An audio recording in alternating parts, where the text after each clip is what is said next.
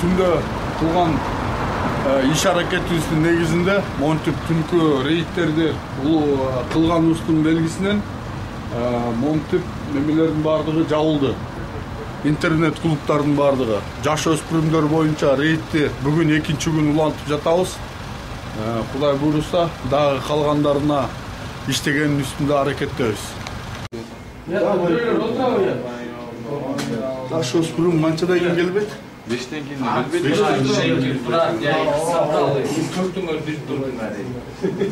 Жаш өспүрүмдөрдү киргизбөйлү, Жаш өспүрүмдөр саат 9-тан кийин киргенге болбойт деген.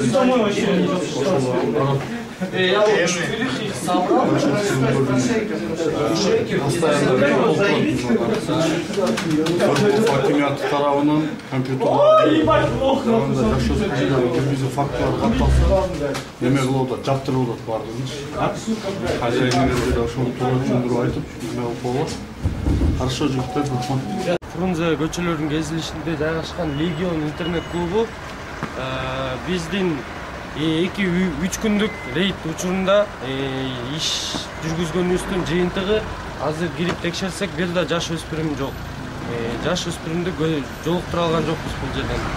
Бул эмне жөнүндө айтып турат? Биздин иш жүргүзгөнүбүздүн мындайча айтканда жыйынтыгы деп эсептейм да.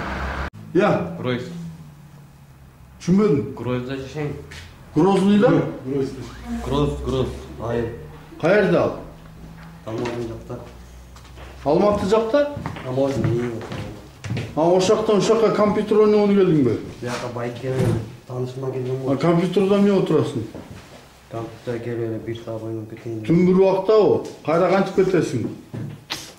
Акчаң барбы жаныңда ошто кайра кеткенге? Я. Таанышыма барам да досума. Каерде ал да? Досуң сенин ата энеси жок, түндө киргизбейби ал үйүнө?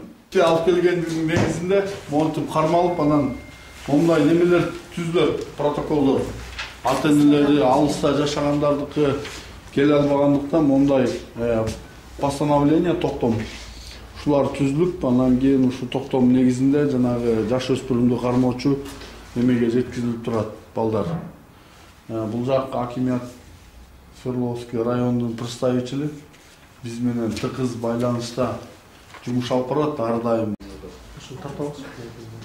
Вот. Келсиндет бол. Келсиндет да. Кайда?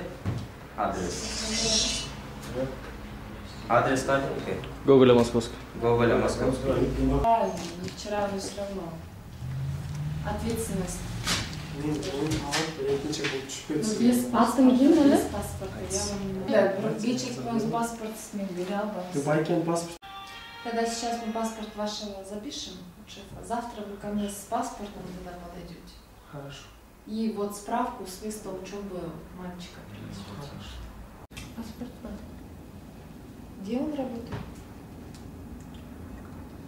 Отдел кадров.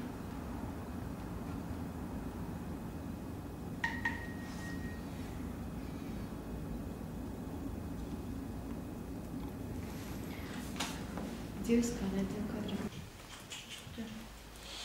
Еще раз проведите дома работу, поговорите, чтобы на улице после 10 не выходить. Паспорт ваш и справку с своего места учебы. Только не забудьте, да? Хорошо. Все, до свидания. Спасибо. Что, все?